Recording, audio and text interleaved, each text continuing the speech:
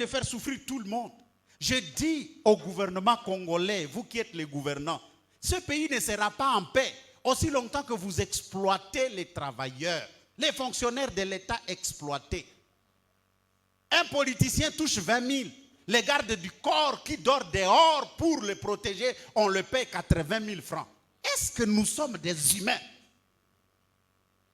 L'enseignant qui t'a formé à l'université, vous le payez à peine 800 $. Mais vous payez 40 000, 60 000. Est-ce que nous sommes des humains? Comment est-ce que nous allons parler de la démocratie et du développement aussi longtemps qu'il y a cet écart-là? Les uns sont là-bas, vous êtes dans la boue ici. Comment est-ce qu'on peut parler de ça? C'est pourquoi le poison ne va pas finir. Vous allez mourir les uns après les autres. Ça ne va pas finir.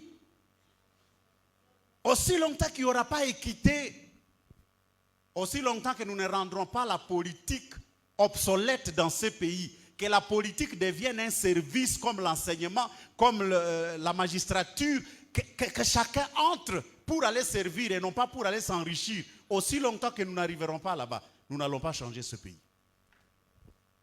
Tout le monde sait que le moyen le plus facile de s'enrichir, c'est devenir qui? Politicien.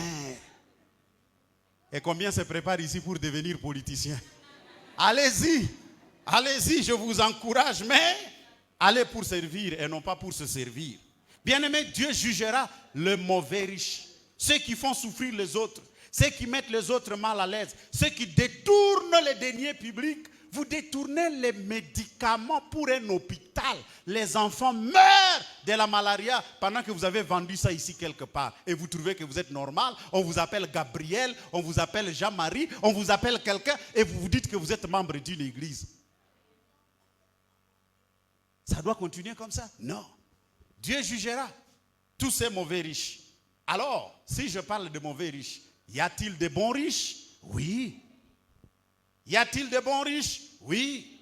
Les bons riches, ce sont ceux qui savent que Dieu les a bénis et ils sont devenus riches. Et avec cette richesse, ils servent Dieu, ils servent leur famille, ils servent les autres. Donc, pour eux, l'argent, c'est un outil qu'ils ont au service de Dieu, au service des autres, au service de l'humanité.